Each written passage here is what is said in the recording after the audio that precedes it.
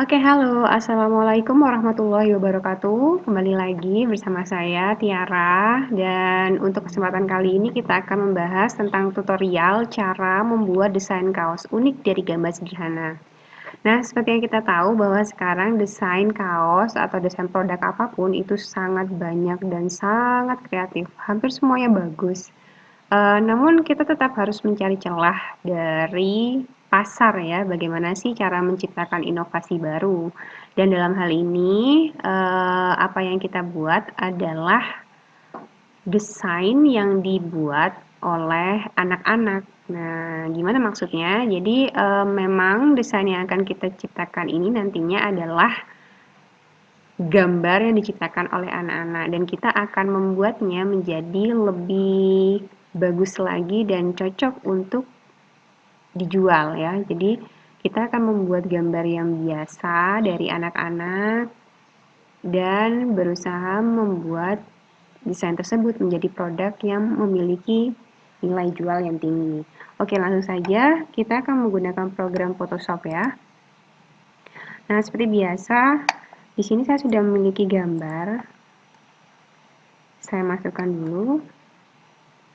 Nah, ini dia gambarnya. Untuk kalian yang baru pertama kali menggunakan Photoshop atau mungkin baru belajar, saya ingat kembali bahwa cara memasukkan gambar itu ada dua cara ya. Bisa langsung seperti tadi, saya klik kiri dan saya tarik ke program Photoshop-nya atau bisa file dan open. Lalu kita akan memilih gambar apa yang akan kita buka. Di sini ada open, jadi bisa kita langsung klik. Nah, ini adalah desain gambar yang dibuat oleh seorang anak umuran 4 atau 5 tahun ya. Jadi saat ini dia sebenarnya masih PAUD. Saat melihat desain gambar ini, saya merasa bahwa ini adalah desain yang cukup unik. Kenapa unik? Karena kalau kita lihat, ya dia menonjolkan sisi anak-anak mereka.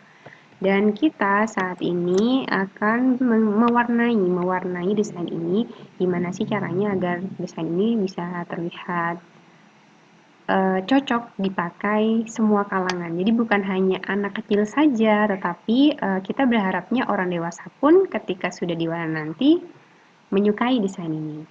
Oke, tapi karena saat ini kita tidak bisa mewarnai keseluruhannya karena nanti waktunya akan sangat panjang, maka saya akan langsung saja memotong gambarnya agar proses pewarnaan kita menjadi lebih cepat dan nanti saya akan memberitahu kalian bagaimana sih hasil akhirnya. Oke, kita sudah punya gambar sebagian, jadi seperempat dari gambar yang tadi digambar oleh Devanda ya. Dan gambar ini terdiri dari sebuah rumah, satu objek manusia, ada matahari, dan ada juga awannya. Untuk langkah awal pewarnaan seperti biasa, kita harus mengaktifkan layernya terlebih dahulu. Karena kalau kalian lihat di sini ada gambar gemboknya, ya kan? Nah, gambar gembok ini harus kita hilangkan dengan cara mengklik 2 kali sebagai tanda bahwa layer tersebut aktif. Nah, ada oke, kamu kalau mau memberi nama di sini bisa dikasih nama, misalnya gambar 1, gambar 2, dan sebagainya. Lalu kita klik oke. Nah, gemboknya sudah hilang ya. Nah, sebelum kita mewarnai juga, saya ingin memberi informasi juga ya. Jadi sebenarnya proses pewarnaan itu sangat banyak, mulai dari yang profesional sampai yang biasa-biasa saja, maksudnya pewarnaan dasar. Dan dalam hal ini kita akan belajar pewarnaan dasar saja. Pewarnaan dasar jadi juga yang harus profesional. Yang penting kita tahu dulu bagaimana sih langkah pewarnaan. Nah, sebelum mewarnai, biasanya saya membersihkan area yang akan diwarnai terlebih dahulu. Karena apa? Karena gambar ini itu tidak digambar ulang. Jadi ini hanya gambar biasa yang kemudian di-scan. Kenapa sih tidak saya gambar ulang saja? Karena saya merasa kalau ini digambar ulang, maka karakteristik dari anak-anaknya akan hilang. Karena biasanya kalau kita menggambar ulang ya di Photoshop atau Corel, biasanya hasil gambarnya akan jadi lebih halus dan lebih bagus. Dan itu akan kehilangan sisi karakter dari anak kecilnya itu. Gitu. Jadi saya hanya menyekan gambar ini dan kita akan langsung mengolahnya menjadi sedikit lebih halus, meskipun hasilnya nanti mungkin tidak akan sehalus ketika kita menggambar menggunakan komputer, tapi ini akan kita buat bagus. Yang harus dibersihkan pertama adalah noda-noda seperti ini, ya. Jadi kita langsung aja pakai kuas dan menggunakan warna putih agar ininya hilang. Sedikit-sedikit saja, seperti ini. Ini cara manual ya. Jadi kalau tidak terlalu banyak, biasanya saya melakukan hal seperti ini. Tetapi jika area yang mau dibersihkan itu luas, ada cara lain yang bisa kita gunakan. Sekali lagi, Photoshop itu selalu punya banyak cara. Maka setiap orang yang memberikan tutorial itu pasti memilih cara yang paling sering dia gunakan. Jadi sebenarnya caranya banyak sekali. Tapi kita sekarang menggunakan cara yang biasa saya gunakan dulu ya. Jadi ada di image, adjustment, lalu kita match color. Nah, match color ini ada namanya luminance. Nah, luminance ini kalau kita tambahkan, dia putihnya akan semakin ngejreng. Bisa dilihat ya perbedaannya. Semakin redup, semakin ngejreng. Nah, ketika luminance ini kita tambahkan, maka berarti kan putihnya semakin muncul. Maka secara otomatis kalau kita oke, dia akan menghilangkan warna-warna yang abu-abu. Paham ya? Nah, jadi seperti itu. Jika kalian lihat, dia sekarang menjadi lebih bersih. Nah, kenapa sih kok kita harus membersihkannya dulu? Karena nantinya kita akan mencetak gambar ini di sebuah produk ya, misalnya saja kaos. Nah, apabila kita mencetaknya ke dalam kaos berwarna putih, maka bagian-bagian yang tadi keabu-abuan itu akan muncul di kaos putihnya. Jadi desain kita di kaos nanti hasilnya tidak akan bersih, tidak bagus seperti itulah. Nah, langsung aja sekarang kita gimana sih cara membersihkan pewarnaan maksud saya. Jadi gimana sih kita cara mewarnai gambar ini? Langkah pertama dalam pewarnaan yang paling sederhana itu adalah kita harus mengcopy layernya dulu. Ini silakan ditarik ke sini ya. Ada simbol ini segi 4. Dan sekarang kita punya dua buah layer 0 dan layer 0 copy. Nah, layer 0 copy ini harus kita ubah menjadi multiplay. Jadi ada di sini ya. Kita cari multiplay, ada banyak sekali pilihan di sini, tapi saat ini kita pakainya multiplay saja. Nah, sekarang kita sudah punya dua layer ya. Layer 0 dengan karakteristik normal dan layer 0 copy dengan mode multiplay. Nah, kenapa sih ini kok bisa warna biru, warna putih lagi? Nah, kalau warna biru berarti itu menandakan layer tersebut saat ini sedang aktif. Jadi layer yang bisa kita kerjakan di area ini adalah yang berwarna biru. Kenapa sih kok kita harus mengkopinya? Karena sistemnya seperti ini. Kita sekarang mewarnai pakai kuas biasa ya, brush ini. Kalau kita mewarna di layer multiplay itu akan membuat, misalnya saya pilih warna merah ya, merah. Kalau kita mewarna di bagian multiplay, maka pewarnaannya akan seperti ini hasilnya. Nah, jadi garis outline dari gambar itu tidak hilang. Kenapa? Karena kita mewarnanya hanya di bagian layer pertama, bukan layer kedua.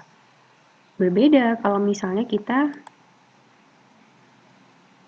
menghilangkan ini dulu dan langsung mewarna di layer ini tanpa di copy. Nah, lihat. Jadi warnanya akan langsung tertumpuk dan menghilangkan outline gambar kita. Jadi itu akan membuat kita agak kesulitan. Tapi bagaimana caranya kalau misalnya kita tidak mau mengcopy? Nah, ada cara nih yang paling mudah dan instan. Saya bilangnya timba. Line bucket tool namanya ya. Jadi bentuknya itu timba. Dan ini memang magic banget. Kalau kita gunakan ini sangat cepat. Contohnya seperti ini, awannya mau saya beri warna kuning misalnya ya. Kita tinggal timbakan aja. Tuh. Jadi semua objek langsung tertutup. Tapi kekurangannya adalah jika nanti ada objek yang berlubang. Apa ya, berlubang itu maksudnya objeknya tidak tertutup secara utuh. Itu biasanya akan keluar-keluar, jelembret maksudnya ya. apa ya jelembret bahasa Indonesianya. Pokoknya ketika kita misalnya mewarnai ini dengan warna kuning, itu tapi karena daerah outline-nya ada yang bocor, maka biasanya warna kuning ini akan mewarnai seluruh bagian. Intinya seperti itu, ya. Maka dari itu biasanya agak lebih mudah kita copy aja seperti yang tadi dan mengubahnya menjadi layer multiply. Jadi semua pewarnaan nanti akan ada di layer 0 copy ini dan layer 0 hanya akan berfungsi sebagai outline sehingga outline-nya tadi tidak hilang ketika kita mewarna di layer 0 copy. Oke, langsung saja kita mencoba mewarnai gambar ini ya. Oke, saya selalu mewarnai dengan metode ini karena ini adalah metode yang paling murah dan yang paling mudah dan saya merasa bahwa metode ini itu menjadi karakteristik dari semua gambar saya. Jadi semua desain saya apabila saya mewarnai saya menggunakan cara ini. Ini cara paling sederhana dan tidak profesional. Jadi ada banyak sekali yang pro dan kalau menggambar itu harus diulang sampai halus. Tapi saya selalu menyukai gambar yang tipikal anak-anak.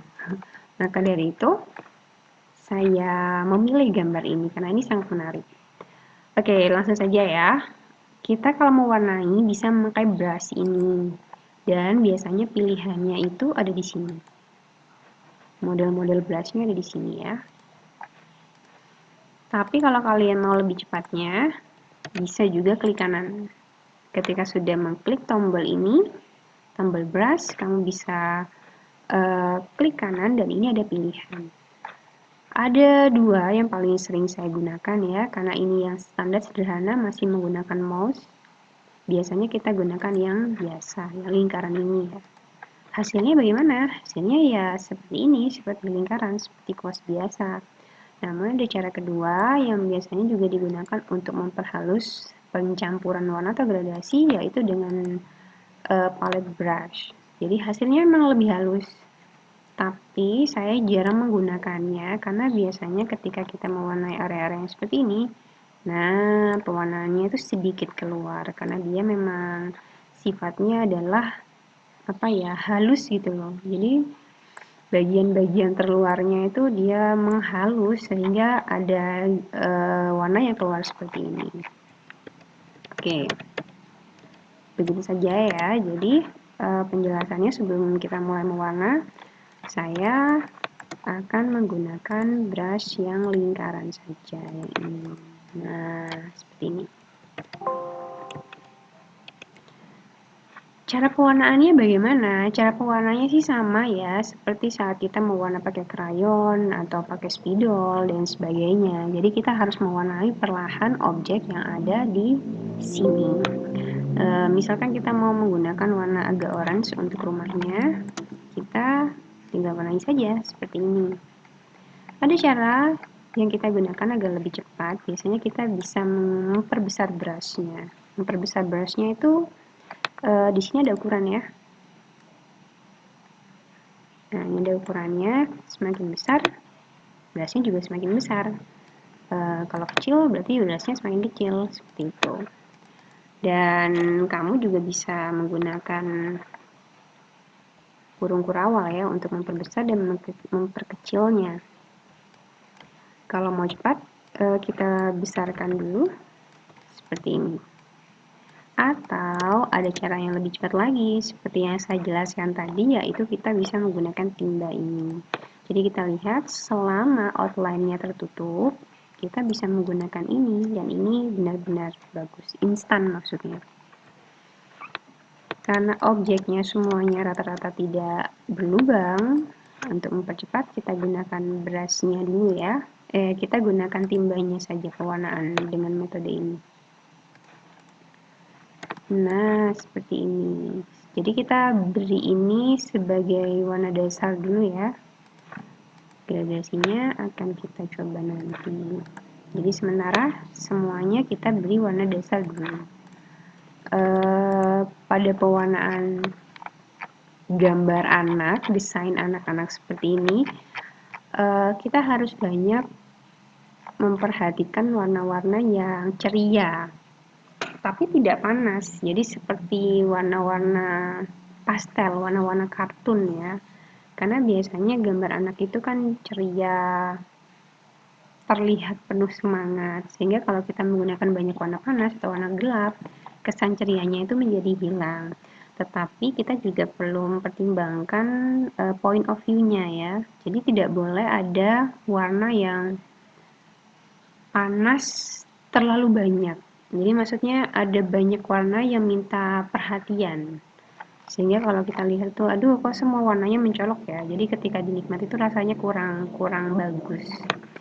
Jadi pada saat mendesain kita memang perlu bolak-balik melihat, mencocokkan warna mana sih yang cocok.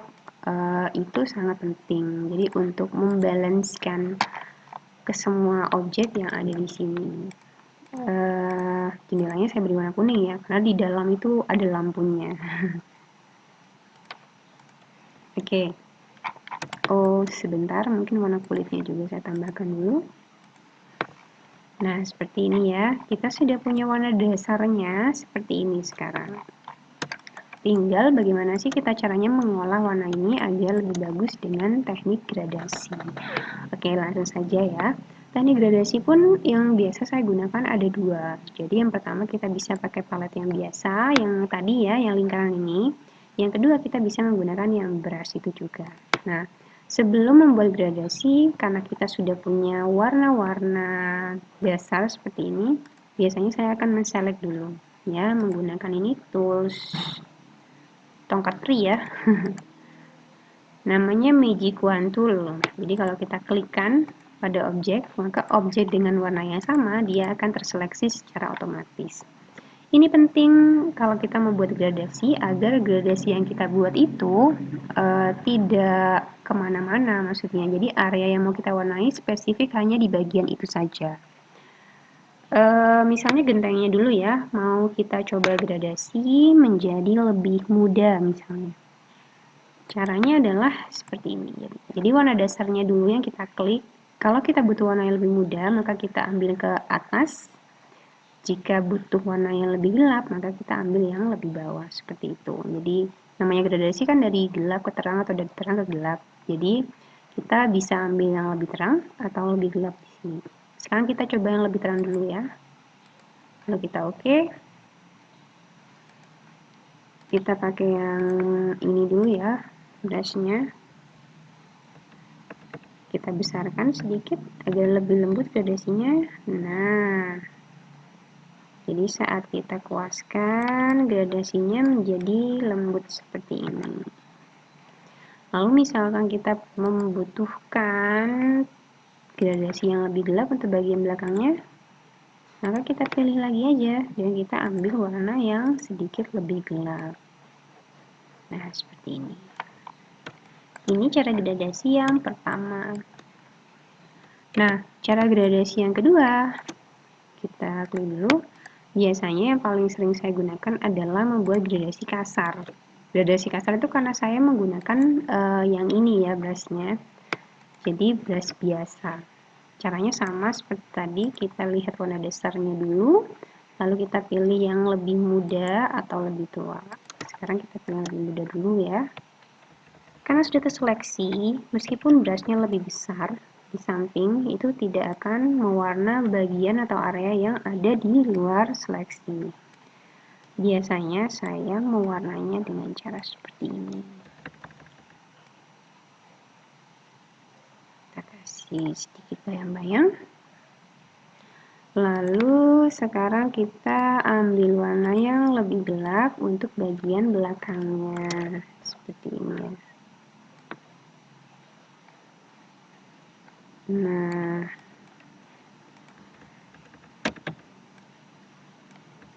saya lebih suka menggunakan teknik gradasi yang seperti ini. Ini terlihat kasar dan patah. Patah maksudnya bagaimana? Patah itu maksudnya gradasinya terlihat jelas perbedaannya. Jadi tidak sehalus yang di atas. Jadi kamu bisa melihat perbedaannya ya. Kalau kita menggunakan brush yang spray tadi ya, ini gradasinya menjadi lebih halus. Sedangkan kalau cara gradasi yang kedua, hasilnya akan seperti ini. Dan ini lebih sering saya gunakan karena lebih seperti menampilkan karakteristik anak. Gambar anak-anak itu seperti ini gitu loh maksudnya. Tapi tergantung pada kalian, kalian memiliki style kalian sendiri dalam mendesain. Jadi tidak harus seperti ini. Yuk kita lanjut dulu untuk pintunya. Caranya sama seperti tadi, kita pilih aja yang lebih tua. Lalu kita pilih yang sedikit lebih muda.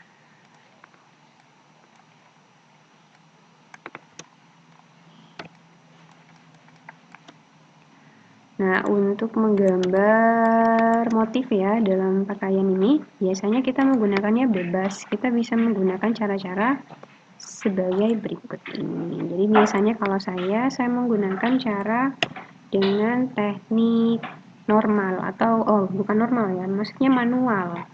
Kalau kita membuat motif, misalnya motifnya lingkaran-lingkaran ya atau polkadot, kayaknya polkadot, maka biasanya kita membuat langsung aja seperti ini contohnya. Nah, ini kan sudah menjadi sebuah motif pakaian ya. Tapi kalau kita misalnya mau yang lain, karena sebenarnya ini karakter bapak ya, kita bisa menggunakan misalnya garis-garis seperti ini. Jadi motif pakaian itu bisa dibuat bermacam-macam, beragam, tergantung dari kita bagaimana mengaplikasikannya.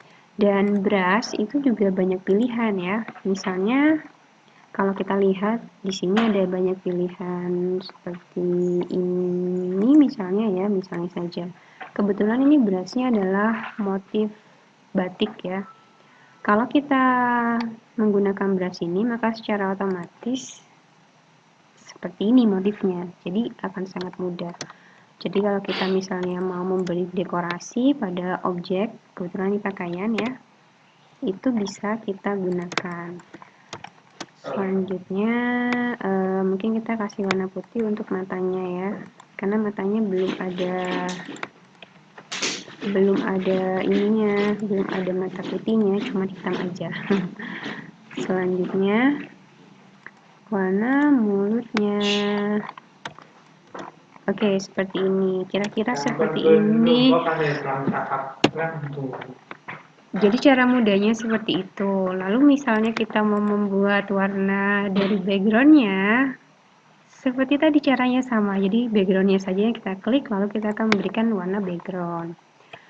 Misalnya kita membuat tanah dulu, maka berarti kita ambil warna coklatnya saja. Kalau brushnya kita perbesar, satu kali saja sudah cukup. Setelah itu kita bisa pakai timbal untuk mewarna langitnya. Seperti ini. Nah, agar lebih cepat sebenarnya kita bisa punya banyak cara ya, karena Photoshop itu selalu punya banyak tools yang sering digunakan. Apabila tidak sering digunakan, ya itu permasalahannya, karena punya banyak tools dan kita menggunakan ini itu cenderung pada cara mana yang paling sering kita gunakan. Dan ini adalah cara yang termudah sejauh ini yang saya temukan agar kita bisa membuat gambar yang lebih menarik.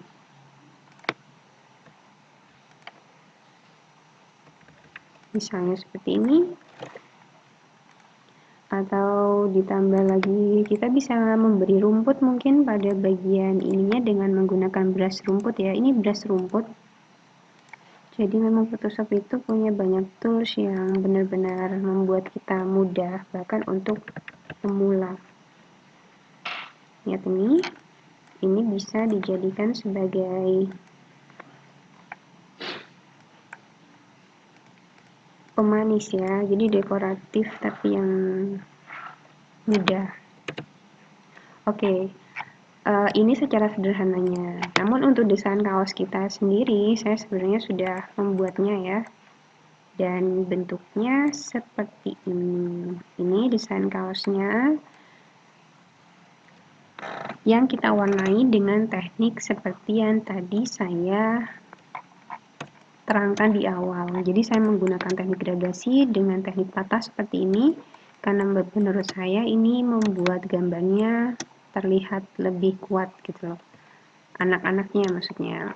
Lalu untuk bagian dekorasi pada pakaian, seperti yang saya jelaskan tadi, beberapa saya gunakan cara manual, dan beberapa lagi saya gunakan cara penggunaan brush.